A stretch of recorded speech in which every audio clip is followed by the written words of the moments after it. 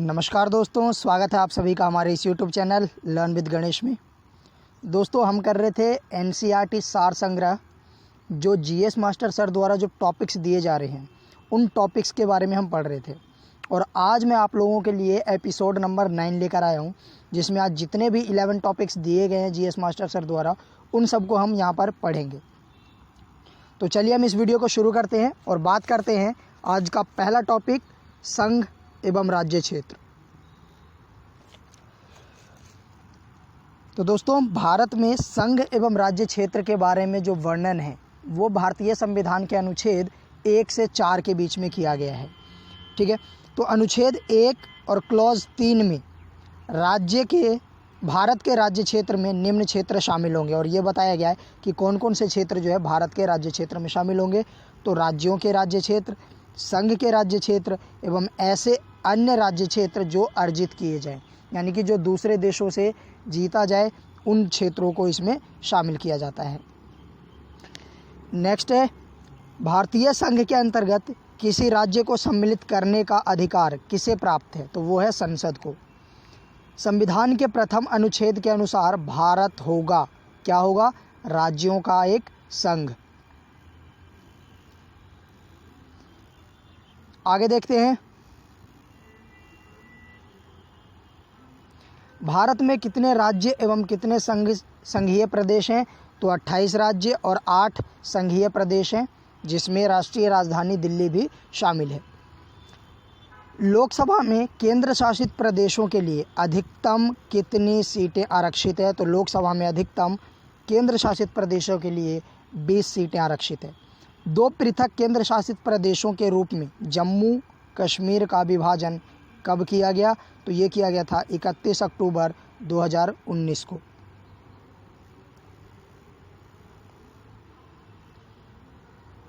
यहाँ पर दिया हुआ है संघ एवं इसके राज्य क्षेत्रों से संबंधित कुछ अनुच्छेद दिए हुए हैं, जहाँ पर 1 से 4 अनुच्छेद में मैंने बताया आपको कि 1 से 4 अनुच्छेद के बीच में संघ एवं राज्यों के बीच का जो क्षेत्र है उसका वर्णन किया गया है। तो अनुच्छेद 1 में दिया गया है संघ के क्षेत्र का नाम, 2 में दिया गया है नए राज्य के प्रवेश अथवा स्थापन का संसद का अधिकार, 3 में है नए राज्यों की स्थापना तथा वर्तमान राज्यों के क्षेत्रफल, सीमा अथवा नामों में परिवर्तन, 4 में इन दोनों 2 और 3 के अंतर्गत जो भी दिए गए हैं उन सबको किस तरीके से सम्मिलित किया जाएगा उसका वर्णन किया गया है। आगे अगर हम देखें,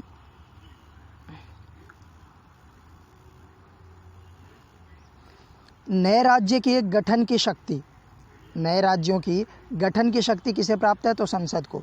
कोई भी नया राज्य बनना हो, किसी भी राज्य की सीमा में परिवर्तन हो, उसका क्षेत्रफल बढ़ाना हो, या फिर किसी की राज्य का नाम परिवर्तन करना हो, ये सारी जो शक्तियां हैं वो किसे प्राप्त है? तो वो प्राप्त है संसद को।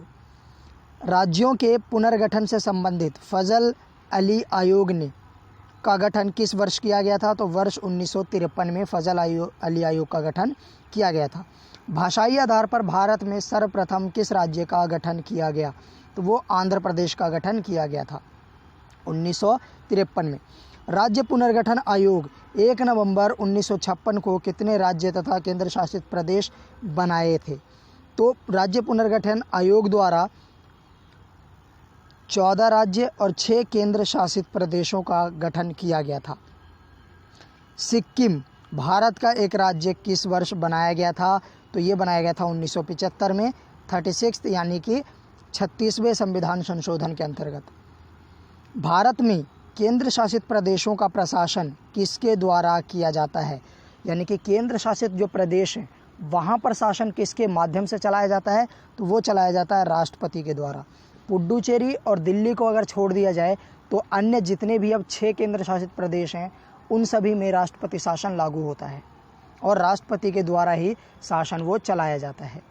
ठीक है,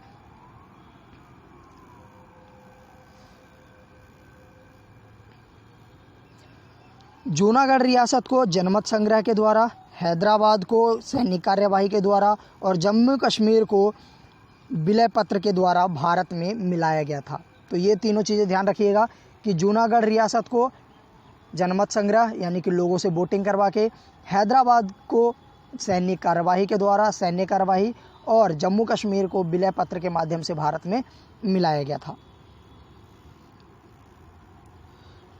यहाँ पर दिया हुआ है राज्य जिनको विशेष राज्य का दर्जा कब प्राप्त हुआ।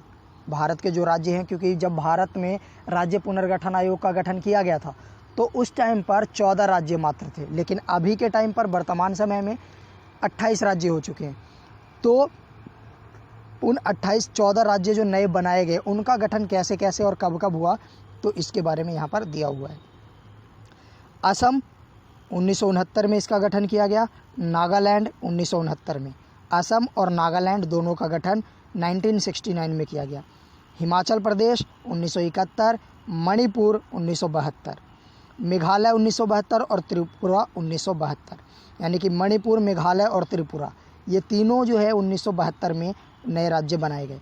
सिक्किम को 1976 में बनाया गया और मिज़ोरम 1986-87 में, और अरुणाचल प्रदेश भी जो है वो 1986-87 में बनाया गया। यहाँ पर दे रखा है क्षेत्रीय परिषद। तो हमारे भारत में 5 क्षेत्रीय परिषद और एक अभी जो और बनाया गया पूर्वी क्षेत्रीय परिषद, 6 क्षेत्रीय परिषद हैं। यहाँ पर 5 का हम की चर्चा करेंगे। तो यहाँ पर अगर देखें क्षेत्रीय परिषद, तो परिषद का नाम है, मुख्यालय हो और इसमें सम्मिलित राज्य एवं संघ शासित प्रदेश हैं। तो परिषद का नाम क्या है? उत्तरी क्षेत्रीय परिषद। इसका मुख्यालय कहाँ पर है? नई दिल्ली में। तो उत्तरी क्षेत्रीय परिषद में उत्तर भारत के जितने भी राज्य हैं उसको शामिल किया गया, जैसे जम्मू कश्मीर है, लद्दाख है, हिमाचल प्रदेश है, हरियाणा है, पंजाब है, राजस्थान है, चंडीगढ़ है, दिल्ली है। ये सबको क्या करा गया है? उत्तरी क्षेत्रीय परिषद में शामिल किया गया है। केंद्रीय क्षेत्रीय परिषद, इसकी राजधानी जो है वो प्रयागराज है। इसमें कौन कौन से क्षेत्र शामिल है? तो मध्य भारत के जितने भी क्षेत्र हैं, उत्तर प्रदेश, उत्तराखंड, मध्य प्रदेश और छत्तीसगढ़। पूर्वी क्षेत्रीय परिषद, इसकी राजधानी कलकत्ता, इसका मुख्यालय जो है कलकत्ता, और इसमें कौन कौन से शामिल हैं? तो बिहार, झारखंड, पश्चिम बंगाल, उड़ीसा और सिक्किम शामिल है। पश्चिमी क्षेत्रीय परिषद, इसका जो मुख्यालय है वो मुंबई है। पश्चिम में अगर देखा जाए तो बहुत बड़ा जो शहर है, बिग सिटी जो है, महानगर, वो मुंबई है। उत्तर में अगर देखा जाए तो दिल्ली है। पश्चिम में देखा जाए, पूरब में देखा जाए तो कलकत्ता है क्या, महानगर, और अगर दक्षिण में देखा जाए तो चेन्नई है, महानगर। तो जितने भी महानगर थे उन महानगरों को इन क्षेत्रीय परिषदों की क्या बनाई गई? राजधानियाँ बना दी गई। और जो केंद्रीय क्षेत्रीय परिषद था उसकी राजधानी प्रयागराज को बना दिया गया। तो अगर 4 महानगरों के बारे में आपको पता है तो उत्तर में दिल्ली, पश्चिम में मुंबई, दक्षिण में चेन्नई और पूरब में कलकत्ता, तो आसानी से याद रख सकते हैं कि उत्तरी क्षेत्रीय परिषद, पूर्वी क्षेत्रीय परिषद और पश्चिमी क्षेत्रीय परिषद का मुख्यालय कौन कौन सा है। तो पश्चिमी क्षेत्रीय परिषद का मुख्यालय जो है मुंबई है, और इसमें कौन कौन से क्षेत्र शामिल हैं? तो गुजरात, महाराष्ट्र, गोवा, दादर व नागर हवेली तथा दमन और द्वीप। दक्षिण क्षेत्रीय परिषद में इसका जो मुख्यालय है वो है चेन्नई, और इसमें आंध्र प्रदेश, कर्नाटक, तमिलनाडु, केरल, पुडुचेरी और तेलंगाना को शामिल किया गया है। दिसंबर 1953 में फजल अली की अध्यक्षता में एक 3 सदस्यीय राज्य पुनर्गठन आयोग का गठन किया गया था।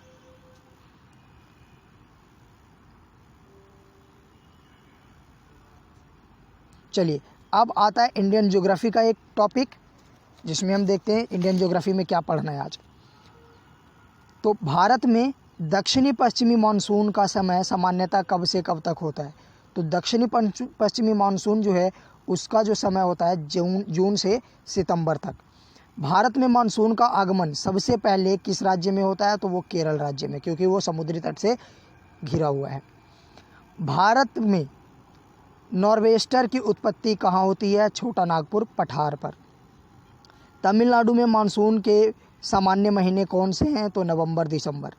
भारतीय मानसून को प्रभावित करने वाले घटक कौन से हैं? तो तिब्बत का पठार, जेट स्ट्रीम, एल नीनो एवं ला नीना आदि। उत्तर पूर्वी मानसून से सबसे अधिक वर्षा प्राप्त करने वाला राज्य कौन सा है? तो उत्तर पूर्वी मानसून से सबसे ज़्यादा जो वर्षा प्राप्त करता है वो है तमिलनाडु,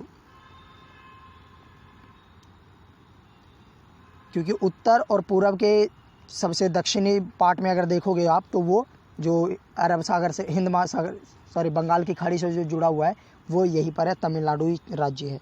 तो सबसे ज़्यादा उत्तर पूर्व मानसून से सबसे ज़्यादा वर्षा प्राप्त करने वाला राज्य कौन सा है? तो तमिलनाडु।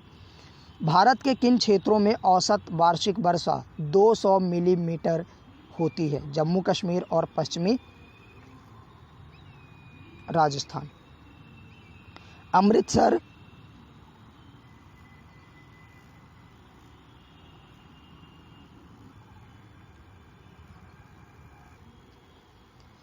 अमृतसर एवं शिमला लगभग एक ही अक्षांश पर स्थित है, किंतु उनकी जलवायु में भिन्नता का मुख्य कारण क्या है?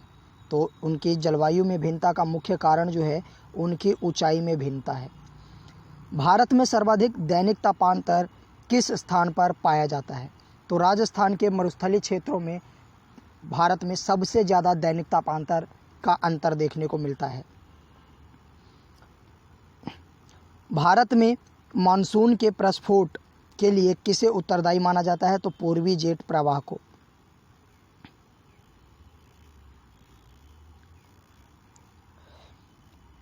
नीचे दिया हुआ है भारत वर्षा का वितरण। भारत में औसत वार्षिक वर्षा लगभग 111 सेंटीमीटर होती है, परंतु इसमें क्षेत्रीय भिन्नताएं पाई जाती है जो निम्न है। पहला, अधिक वर्षा वाले क्षेत्र। तो वो कौन कौन से क्षेत्र है जहाँ पर ज़्यादा वर्षा होती है? तो पश्चिमी घाट, उत्तर पूर्व के उप हिमालयी क्षेत्र तथा मेघालय की पहाड़ियों पर अधिक वर्षा होती है। यहाँ वर्षा 200 सेंटीमीटर से अधिक होती है। खासी और जयंती पहाड़ियाँ जो असम में हैं के कुछ भागों में 1000 सेंटीमीटर से भी अधिक वर्षा होती है। ब्रह्मपुत्र घाटी तथा निकटवर्ती पहाड़ियों पर 200 सेंटीमीटर से कम वर्षा होती है।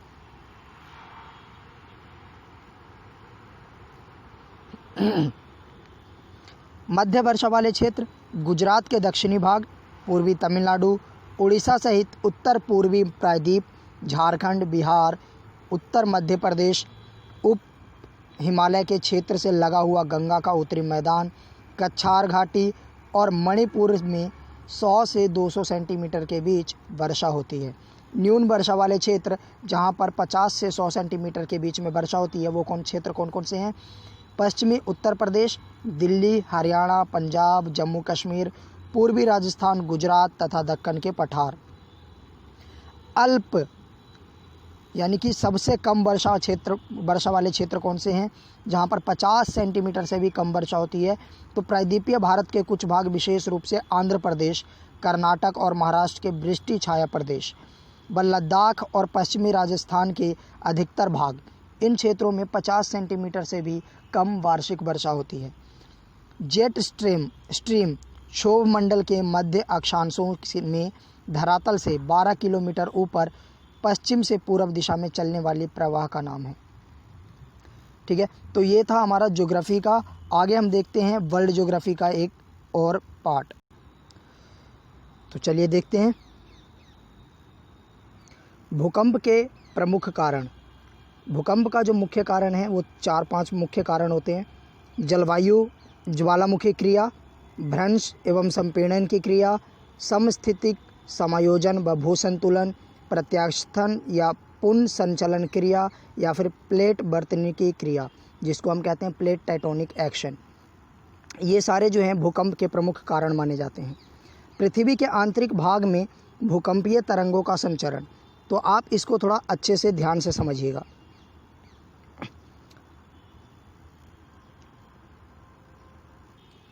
तो चलिए देखते हैं।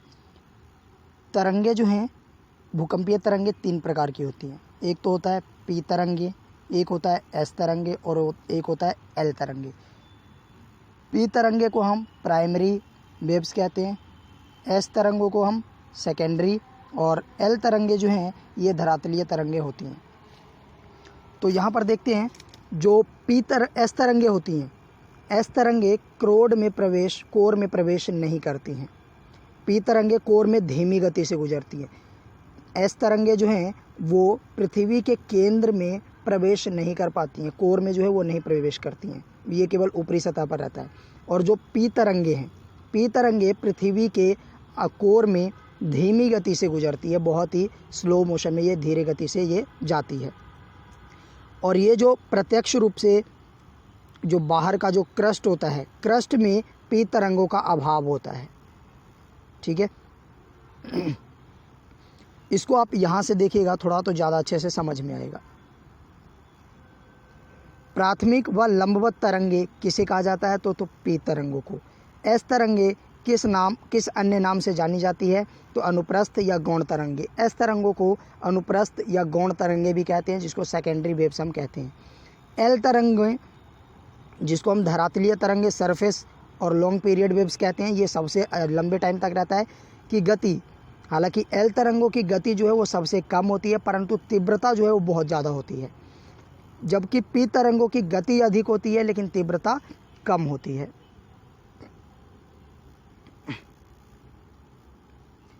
आगे देखते हैं, भारत ने विश्व की सबसे आधुनिक सुनामी चेतावनी प्रणाली कब प्रारंभ की थी? तो ये की थी अक्टूबर 2007 में। भारतीय राष्ट्रीय महासागर सूचना सेवा केंद्र कहाँ स्थापित किया गया है? भारतीय राष्ट्रीय महासागर सूचना सेवा केंद्र हैदराबाद और तेलंगाना में स्थापित है। पी तरंगे ठोस के साथ साथ तरल माध्यम में भी चल सकती है, परंतु ठोस की तुलना में तरल माध्यम में इनकी गति मंद होती है। जो पी तरंगे होती हैं वो तरल माध्यम में भी चल सकती हैं, लेकिन ठोस की तुलना में तरल में इनकी गति जो है वो क्या होती है? कम होती है।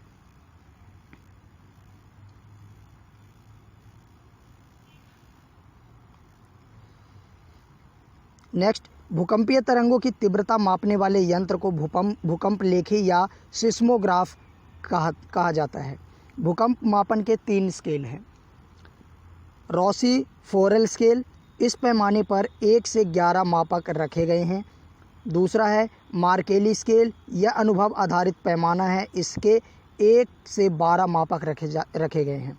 रिएक्टर स्केल, यह लघु कणीय मापक है जिसकी तीव्रता 0 से 10 तक होती है, और रिएक्टर स्केल पर प्रत्येक अगली इकाई पिछली इकाई की तुलना में 10 गुना अधिक तीव्रता व्यक्त करता है। सर्वप्रथम किस स्थान पर भूकंपीय तरंगे अनुभव की जाती है? तो भूकंप केंद्र पर। किस स्थान को विश्व की भूकंप राजधानी कहा जाता है? तो पार्कफील्ड और कैलिफोर्निया को। भूकंप के प्रकार, प्लेट विवर्तनिकी के अनुसार भूकंप के प्रकार है। छिछले केंद्र वाले भूकंप, जहाँ पर इनकी गहराई जो है ये किन क्षेत्रों में आते हैं? तो 0 से 35 किलोमीटर की गहराई के वाले क्षेत्रों में। मध्य केंद्र वाले भूकंप, तो ये 35 से 75 और 100 किलोमीटर की गहराई वाले। गहन केंद्र वाले भूकंप, ये 100 से 350 किलोमीटर। और पतालीय केंद्र वाले भूकंप, ये 350 से 700 किलोमीटर गहराई वाले क्षेत्रों में देखने को मिलता है। भूकंप अधिकेंद्र से 105 डिग्री से 145 डिग्री के मध्य का क्षेत्र क्या कहलाता है? भूकंपीय छाया क्षेत्र। विश्व का सबसे विस्तृत भूकंप क्षेत्र कौन सा है? प्रशांत महासागरीय तटीय पेटी। किस स्थान को विश्व की भूकंप राजधानी कहा जाता है? प्रशांत महासागरीय तटीय पेटी को। प्लेट विवर्तनिकी, प्लेट टेक्टोनिक क्रिया के कारण भारतीय उपमहाद्वीप का कौन सा प्रदेश भूकंप ग्रहणशील है? उत्तर पश्चिमी प्रदेश। नेक्स्ट देखते हैं,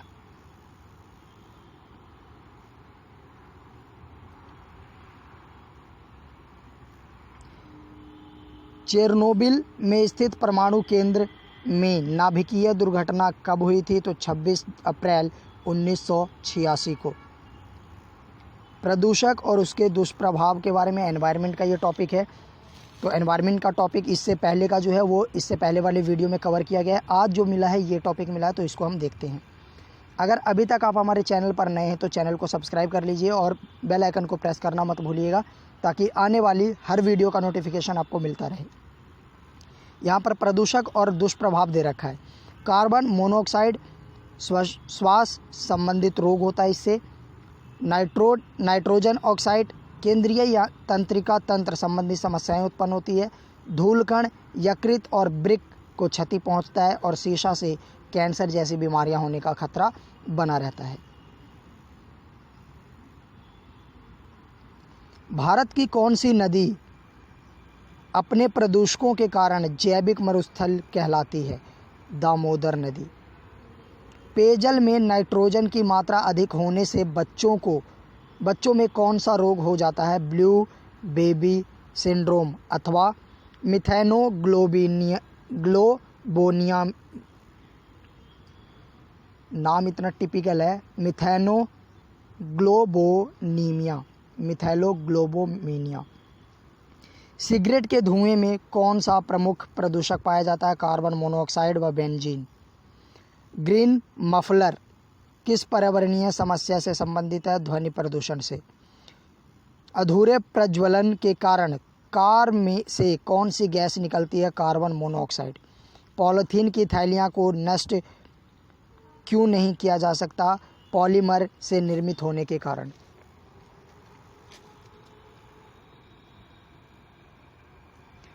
भोपाल गैस त्रासदी में यूनियन कार्बाइड फैक्ट्री से किस गैस का रिसाव हुआ था? Methyl isocyanate.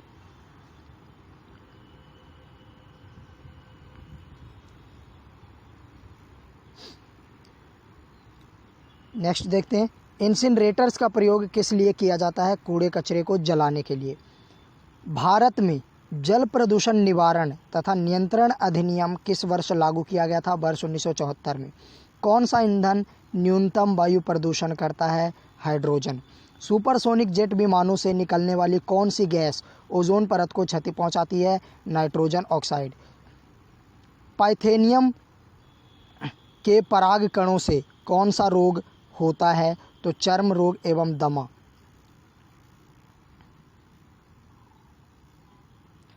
लाइकेन्स किस प्रकार के प्रदूषण के सबसे अच्छे संकेतक होते हैं? वायु प्रदूषण के। नाभिकीय ऊर्जा के उपयोग से किस प्रकार का प्रदूषण होता है? तो ऊष्मीय प्रदूषण।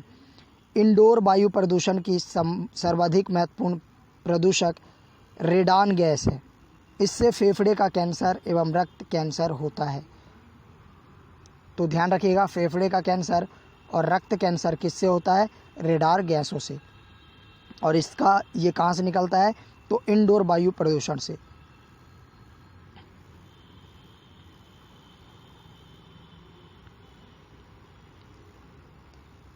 इटाई रोग किस धातु के कारण होता है? कैडमियम।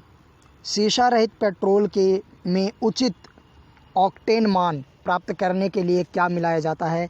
बेंजीन, टॉल्यून और जाइलिन। बेंजीन के कारण कौन सा रोग होने की संभावना रहती है? तो रक्त कैंसर। सिलिकोसिस एवं एस्बेस्टिसिस नामक रोग किस प्रकार के धूल कणों से होता है? सिलिकिया एवं एस्बेस्टस युक्त धूल कणों से। भूमिगत जल को प्रदूषित करने वाले प्रमुख प्रदूषक तत्व कौन से हैं? आर्सेनिक तथा फ्लोराइड।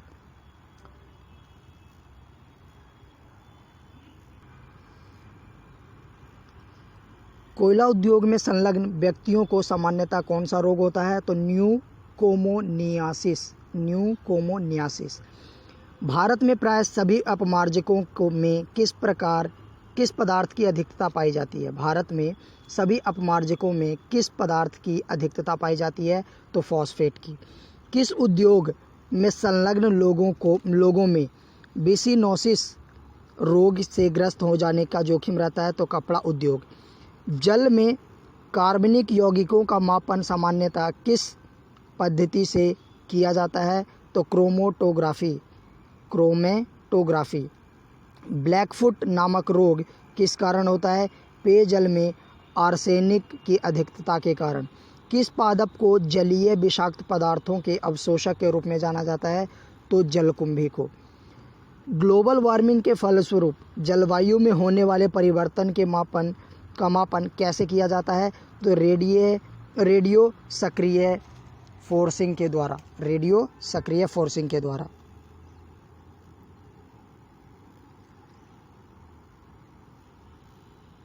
आगे देखते हैं, जीरोडर्मा पिगमेंटोसम नामक रोग किस प्रकार के विकिरण के प्रति संवेदनशील व्यक्तियों को होता है? तो यह है पराबैंगनी विकिरण। यहाँ पर दे रखा है वायु प्रदूषक और उससे होने वाले कुछ रोगों के नाम। वायु प्रदूषक कौन सा है? एस्बेस्टम धूल, इससे फेफड़े जो है वो प्रभावित होता है। शीशा, इससे मस्तिष्क। पारा, उदर जो है इससे प्रभावित होता है। और कार्बन मोनोऑक्साइड, रक्त वाहिकाएँ इससे अधिक प्रभावित होती है। नेक्स्ट देखते हैं ऊष्मा एवं ऊष्मागतिकी। हाइड्रोजन से भरे हुए गुब्बारे को पृथ्वी से छोड़ने पर गुब्बारे में क्या परिवर्तन होगा? गुब्बारे के आयाम में वृद्धि होगी। तेज हवा वाली रात्रि में ओस नहीं बनने के क्या कारण हैं? तो बाष्पीकरण की दर जो होती है वो तेज होती है। कमरे में रखे रेफ्रिजरेटर का दरवाज़ा खोल देने पर कमरे के तापमान पर क्या प्रभाव पड़ेगा? तो कमरे का तापमान जो है वो बढ़ जाएगा। वह थर्मामीटर जो 2000 डिग्री सेल्सियस मापने हेतु उपयुक्त हो उसे क्या कहा जाता है? पूर्ण विकिरण पायरोमीटर। यहाँ पर ताप मापन और मापन, हिमांक, क्वथांक और ये सारे पार्ट्स दे रखे हैं। तो फ़ारेनहाइट में अगर देखा जाए तो हिमांक कितना होता है? 32 डिग्री फ़ारेनहाइट और क्वथांक 212 डिग्री फ़ारेनहाइट। हिमांक का मतलब होता है जब कोई वस्तु जो है वो जमने लग जाता है, और क्वथांक का मतलब होता है कि जब कोई पदार्थ जो है पिघलने लग जाता है, द्रव की अवस्था में बदल जाता है। तो 212 फ़ारेनहाइट पर कोई वस्तु जो है क्वथांक में बदल जाता है, और 32 डिग्री फ़ारेनहाइट पर कोई पदार्थ जो है वो हिमांक यानी कि जमने लगता है। बराबर भाग जो है 180 है और एक भाग जो है इसका 1 फ़ारेनहाइट है, 1 डिग्री फ़ारेनहाइट। सेल्सियस में देखा जाए तो 0 डिग्री सेल्सियस पर जमने लगता है और 100 डिग्री सेल्सियस पर वो पिघलने लग जाता है, क्वथांक है उसका। केल्विन में देखें तो 273 केल्विन और क्वथांक जो है वो 373 केल्विन का है। नेक्स्ट देखते हैं परम शून्य ताप से क्या तात्पर्य है? तो सैद्धांतिक रूप से न्यूनतम संभव ताप। स्वचालित इंजनों में हिमरोधी के रूप में किस पदार्थ का प्रयोग किया जाता है? तो एथिलीन ग्लाइकॉन का। जब बर्फ़ पिघलती है तब उसके आयतन पर क्या प्रभाव पड़ता है? आयतन घटता है। थर्मोस्टेट यंत्र का संबंध तापक्रम से है जिसका उपयोग किसी निकाय का दाब स्वतः नियंत्रित करना है। रेफ्रिजरेटर में थर्मोस्टेट का प्रमुख कार्य क्या है? एक समान तापमान को बनाए रखना।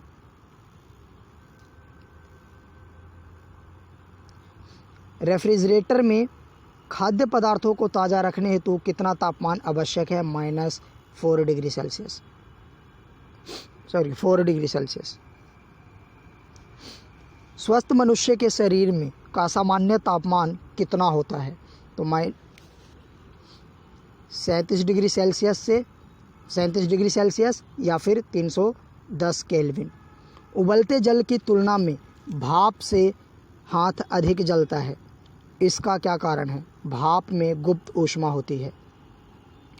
शुष्क बैटरी यानी कि ड्राई बैटरी में अमोनियम क्लोराइड और जिंक क्लोराइड विद्युत अपघट्यों का प्रयोग होता है।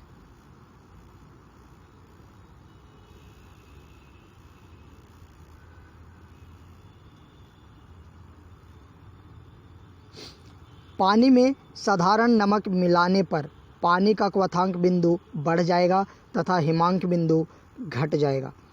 पानी में सिंपल अगर नमक मिलाया जाए, आयोडीन को मिलाया जाए, तो क्वथांक जो बिंदु है वो बढ़ जाता है और हिमांक बिंदु जो है वो घट जाता है।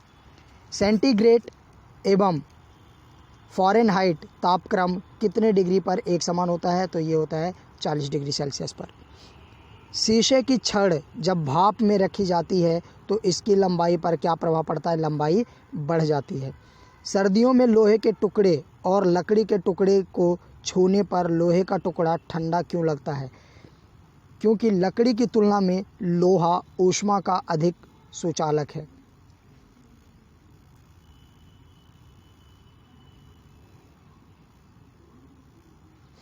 यदि वायु का तापमान बढ़ता है तो उसकी जल वाष्प ग्रहण करने की क्षमता पर क्या प्रभाव पड़ता है? तो तापमान, जल वाष्प ग्रहण करने की क्षमता जो है वो बढ़ जाती है।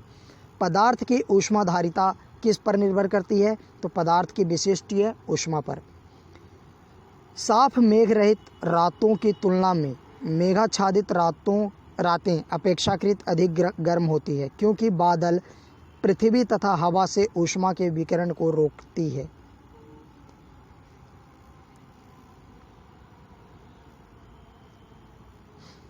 जब जल को 0 डिग्री सेल्सियस से 10 डिग्री सेल्सियस तक गर्म किया जाता है, तब इसके आयतन पर क्या प्रभाव पड़ता है? पहले आयतन घटता है और फिर बढ़ता है। दाब बढ़ने पर जल के क्वथनांक पर क्या प्रभाव पड़ता है? तो जल के क्वथनांक बिगड़ेगा। गर्मी के दिनों में किस प्रकार के छाते का प्रयोग किया जाता है? ऊपर सफ़ेद, नीचे काला।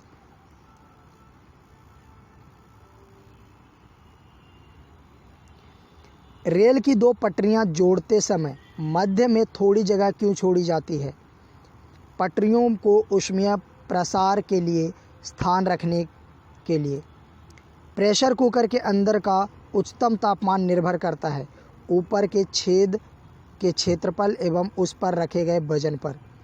कमरे में लगा हुआ वातानुकूलक किस नियंत्रित करता है? आर्द्रता एवं तापक्रम। किसे नियंत्रित करता है? तो आर्द्रता एवं तापक्रम को।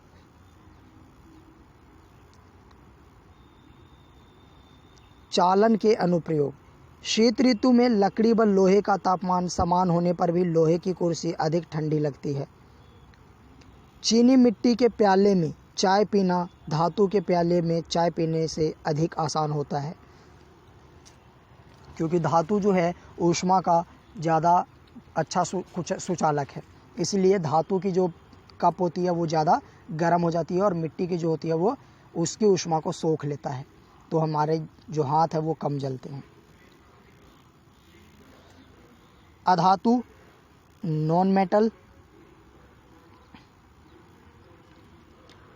वायुयानों के टायरों में कौन सी गैस भरी जाती है? नाइट्रोजन तथा हीलियम।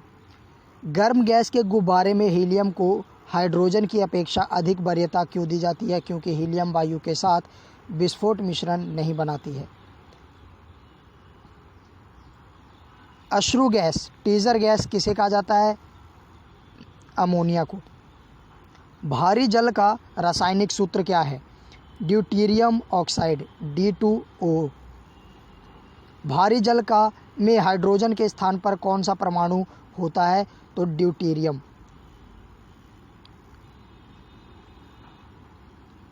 भारी जल की खोज किस वैज्ञानिक ने की थी? तो हेराल्ड उरे ने। समुद्री जल को शुद्ध जल से में किस प्रक्रिया द्वारा परिवर्तित किया जाता है? विपरीत प्रसारण के द्वारा। फिटकरी गंदे पानी को किस प्रक्रिया द्वारा शुद्ध करता है? स्कंदन प्रक्रिया। भारी जल किसका उदाहरण है? मंदक का। पानी आयनिक लवण का सुविलायक क्यों है? पानी का द्विध्रुव आघूर्ण अधिक है। बॉक्स में दे रखा है पानी का स्थायी कठोरता के लिए कैल्शियम व मैग्नीशियम के क्लोराइड्स और सल्फेट पदार्थ उत्तरदायी हैं।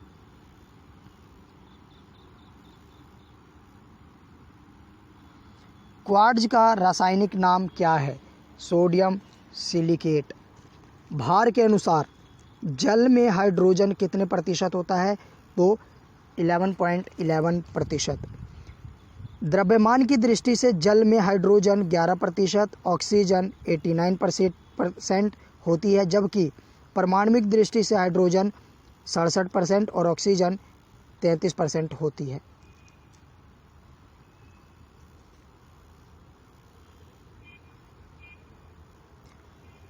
अशुद्ध जल से बड़ी मात्रा में पेयजल किस प्रकार तैयार किया जाता है? निर्लवणीकरण के द्वारा। टेफ्लॉन किस श्रेणी का पदार्थ है? तो फ्लोरोकार्बन। वायुमंडल में किस गैस की प्रतिशत मात्रा सबसे कम है? कार्बन डाइऑक्साइड का। वायुमंडल में नाइट्रोजन लगभग कितने प्रतिशत है? तो वो 78% है। गोताखोरों द्वारा गहरे समुद्र में सांस लेने के लिए ऑक्सीजन के साथ हीलियम गैस को मिश्रित किया जाता है।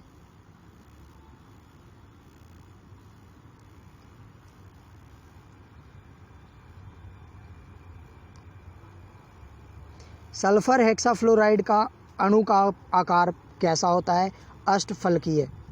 हीरा किस तत्व का अवरूप है? कार्बन का। जल में आसानी से घुलनशील पदार्थ कौन सा है? अमोनिया। सिंदूर का रासायनिक सूत्र क्या है? Pb3O4। सामान्य ताप पर आयोडीन किस अवस्था में पाया जाता है? ठोस अवस्था में।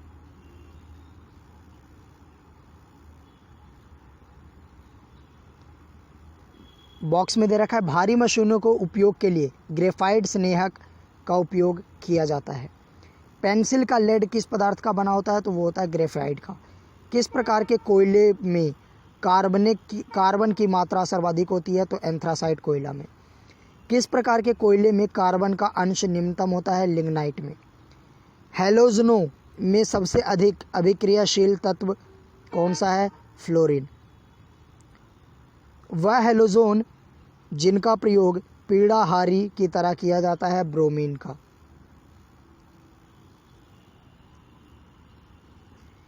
कोयले के जलने से कौन सी गैस निकलती है? Carbon dioxide. हाइड्रोजन को जलाने से क्या प्राप्त होता है? जल। ट्यूबलाइट में निम्न दाब पर कौन सी गैस भरी होती है? नियोन एवं पाराबाष्प। ऑक्सीजन की खोज किस वैज्ञानिक द्वारा की गई थी? तो प्रिस्टले द्वारा। बॉक्स में दे रखा है जल की अस्थायी कठोरता कैल्शियम और मैग्नीशियम के कार्बोनेट की उपस्थिति के कारण होता है। वायु के मुख्य संघटक गैसें कौन सी है? वायु की मुख्य संघटक गैसें कौन सी है? Nitrogen, oxygen, carbon dioxide.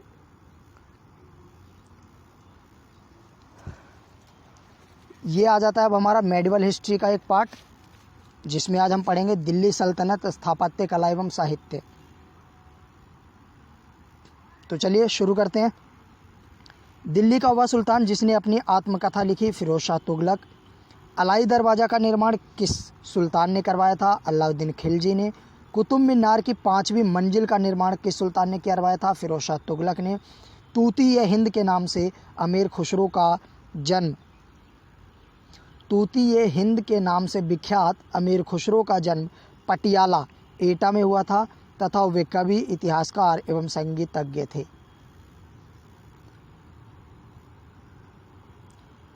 Bharat में कौन सा मकबरा जो सबसे पहले शुद्ध इस्लामी शैली में निर्मित हुआ था? वो था बलवन का मकबरा। किताब उल हिंद के लेखक का नाम क्या है? तो वो है अल-बिरूनी। अमीर खुसरो ने किस भाषा के विकास में अग्रणी भूमिका निभाई? तो खड़ी बोली के विकास में।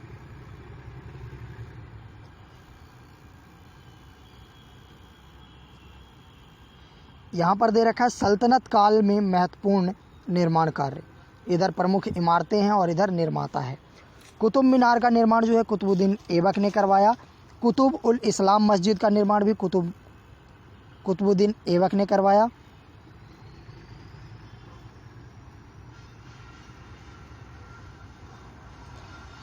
अढ़ाई दिन का झोपड़ा ये भी कुतुबुद्दीन ऐबक द्वारा करवाया गया। सुल्तानगढ़ी का मकबरा इल्तुतमिश द्वारा बनवाया गया था। इल्तुतमिश का मकबरा ये भी इल्तुतमिश द्वारा। हौज शमशी व शमशी ईदगाह इल्तुतमिश द्वारा बनाया गया। बलवन का मकबरा बलवन द्वारा। सीरी का किला अलाउद्दीन खिलजी।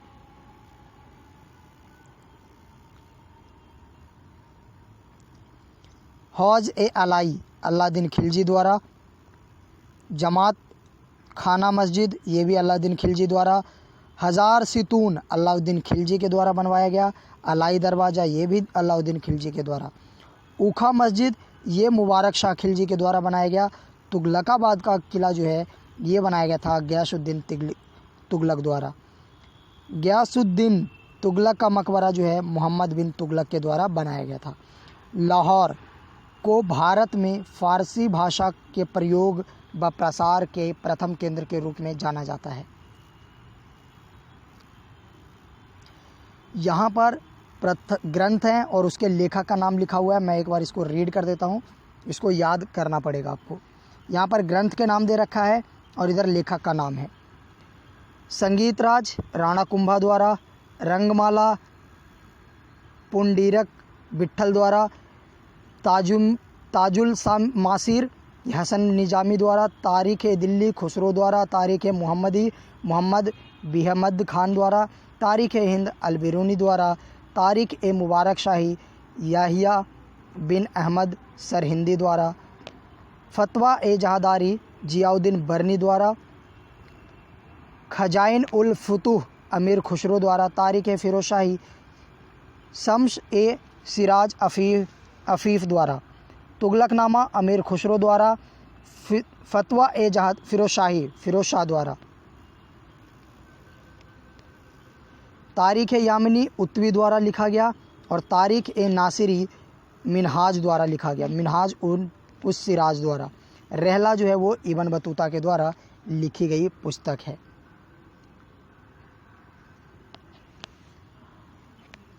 किस पुस्तक में एक आदर्श मुसलमान शासक के गुणों का उल्लेख किया गया है? तो फतवा जहादारी में।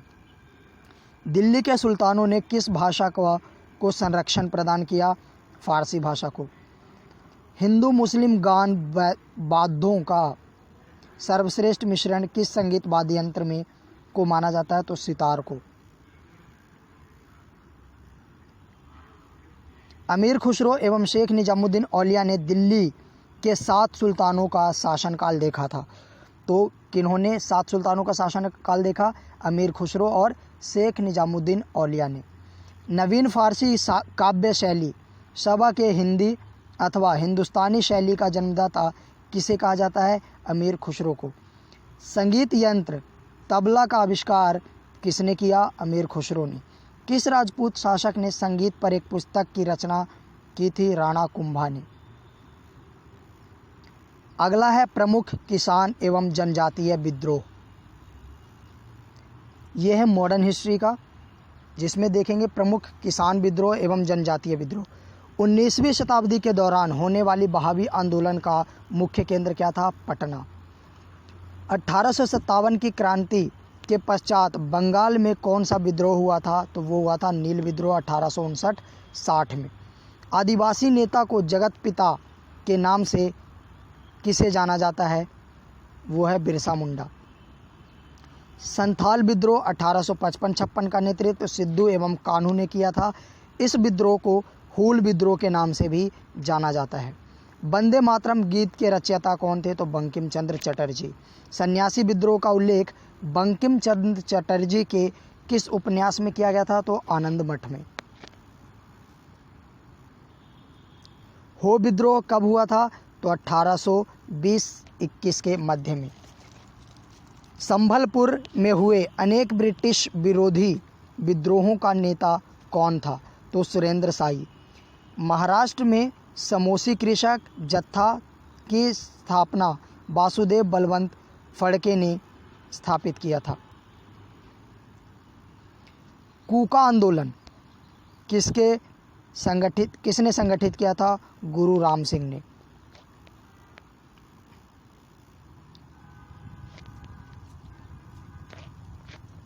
उलगुलान विद्रोह किससे संबंधित है? तो यह है बिरसा मुंडा से। चलिए आगे देखते हैं जरा।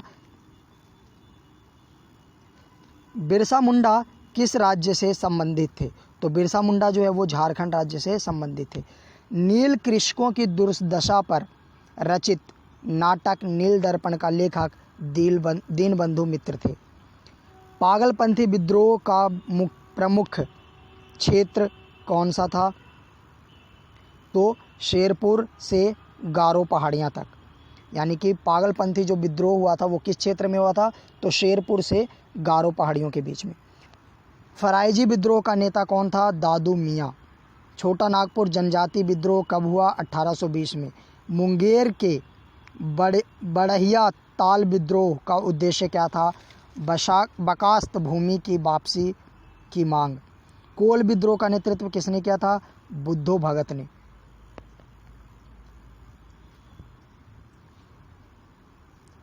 मानव बलि प्रथा का निषेध करने के कारण अंग्रेजों के विरुद्ध विद्रोह खोंड जनजाति द्वारा किया गया था, जो उड़ीसा की एक जनजाति है। ठीक है, तो मानव बलि के विरोध में किस जनजाति ने विद्रोह किया था? खोंड जनजाति ने। और ये किससे संबंधित है, किस राज्य से? तो ये उड़ीसा से। मुंडा विद्रोह किस वर्ष हुआ था? तो 1899 में। 1855 ईस्वी में संथालों ने किस अंग्रेजी कमांडर को पराजित किया था? मेजर बारो को। सन्यासी विद्रोह का दमन करने का श्रेय किसे दिया जाता है? वॉरेन हेस्टिंग को। यहाँ पर दे रखा है जनजातीय विद्रोह और उसके नेतृत्वकर्ता और वर्ष और उससे प्रभावित क्षेत्र। तो चलिए इसको देख लेते हैं। चुआर विद्रोह जो है उसके नेतृत्वकर्ता जो थे राजा जगन्नाथ, और ये कब हुआ था? तो 1768 ईस्वी में। नान भूमि व बीरभूम पश्चिम बंगाल ये क्षेत्र था। हो जो है, हो जनजाति,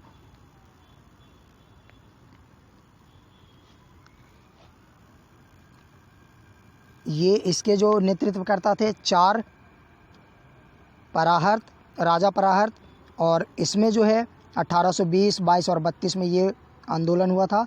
सिंहभूम व छोटा नागपुर पठार जो है इन क्षेत्रों में ये देखने को मिला था। भीर जनजाति द्वारा सेवाराम और त्रबयक विद्रोह किया गया 1818 से 1848 के बीच में, और खान देश जो है क्षेत्र प्रभावित था। खासी राजा तीरथ सिंह, मुकंद सिंह और बार मानिक द्वारा इसका नेतृत्व किया गया 1829-32 में, और खासी पहाड़ियाँ ये असम व मेघालय क्षेत्र में ये था। कोल विद्रोह जो है बुद्धो भगत व गंगा नारायण द्वारा इसका नेतृत्व किया गया, और ये कब हुआ था? तो 1831-32 में। कहाँ पर? तो छोटा नागपुर पठार में। रंपा जनजाति द्वारा एक विद्रोह किया गया अल्लूरी, जिसका नेतृत्व जो है अल्लूरी सीतारामजू ने किया 1879 में। आंध्र प्रदेश में ये विद्रोह हुआ था। खोंड चक्र बिश्नोई जो है इसके नेतृत्वकर्ता थे, और राजमहल की पहाड़ियों में ये देखने को मिला, ये उड़ीसा में देखने को मिला। संथाल विद्रोह सिद्धू और कानून ने नेतृत्व किया, और 1855-56 में हुआ। ये राजमहल की पहाड़ियों के क्षेत्र में हुआ। मुंडा इसका नेतृत्वकर्ता बिरसा मुंडा ने किया, और 1899 और 1900 के बीच में छोटा नागपुर पठार में ये विद्रोह हुआ था। भील विद्रोह इसके नेतृत्वकर्ता जो है दौलत सिंह थे, और 1914-15 में ये विद्रोह हुआ था। बांसवाड़ा एवं डूंगरपुर दक्षिण राजस्थान में जो है ये विद्रोह हुआ था। तो ये जो नेतृत्वकर्ता हैं और जो जनजातीय विद्रोह हैं ये बहुत ज़्यादा इम्पोर्टेंट है। पाबरा विद्रोह 1873 से 76 का प्रमुख नेता ईशान चंद्र राय और शंभुनाथ पाल एवं केशव चंद्र राय थे।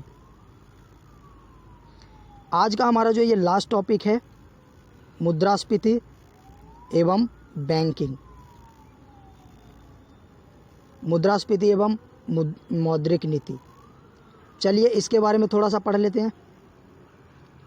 वह स्थिति जब निश्चित समय अवधि में अधिकांश वस्तुओं एवं सेवाओं के मूल्यों में सामान्य स्तर से अधिक वृद्धि होने लगती है तो उसे मुद्रास्फीति कहते हैं। जब निश्चित समय अवधि में, किसी निश्चित समय अवधि में, किसी निश्चित ड्यूरेशन में वस्तुओं में, अधिकांश वस्तुओं की और सेवाओं के मूल्यों में सामान्य स्तर से ज़्यादा वृद्धि होती है तो उसे हम मुद्रास्फीति कहते हैं। होता क्या है, मुद्रास्फीति कैसे बढ़ता है? तो जब मांग बढ़ती है वस्तुओं की और आपूर्ति कम होती है तो वस्तुओं की कीमत में वृद्धि देखने को मिलती है, और इसी वजह से मुद्रास्फीति तेज होती है। क्या होता है, ये मांग और आपूर्ति पर निर्भर करता है। मांग अगर ज़्यादा होगी, वस्तुएं कम होगी, तो ऑब्वियस सी बात है रेट इंक्रीज़ होगा, और रेट इंक्रीज़ हुआ इसका मतलब मुद्रास्फीति बढ़ी। भारत में मुद्रास्फीति दर की मापन किस आधार पर की जाती है? तो उपभोक्ता मूल्य सूचकांक, थोक मूल्य सूचकांक तथा श्रमिकों के जीवन निर्वाह सूचकांक के आधार पर। औद्योगिक कामगारों के लिए उपभोक्ता कीमत सूचकांक कौन जारी करता है? तो श्रम ब्यूरो। औद्योगिक उत्पादन सूचकांक के आधार वर्ष क्या हैं? वर्ष 2011-12। मुद्रास्फीति के कारण अर्थव्यवस्था में क्या परिवर्तन आते हैं?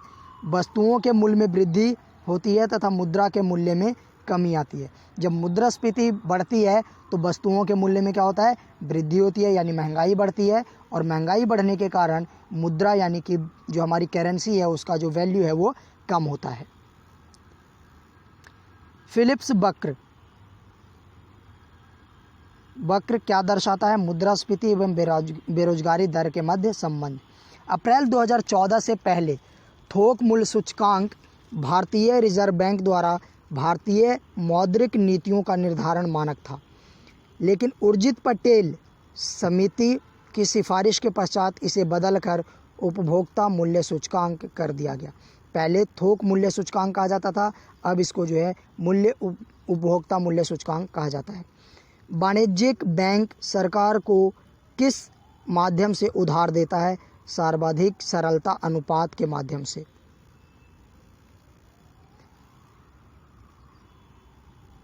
भारत में व्यापारिक बैंकों की देनदारियों में सबसे महत्वपूर्ण अंश किसका होता है? सावधिक जमा यानी कि फिक्स्ड डिपॉजिट का। ये देख लेना आप, यहाँ पर दे रखा है प्रमुख समूह, प्राथमिक वस्तुएं, ईंधन व ऊर्जा, विनिर्मित वस्तुएं, कुल वस्तुएं।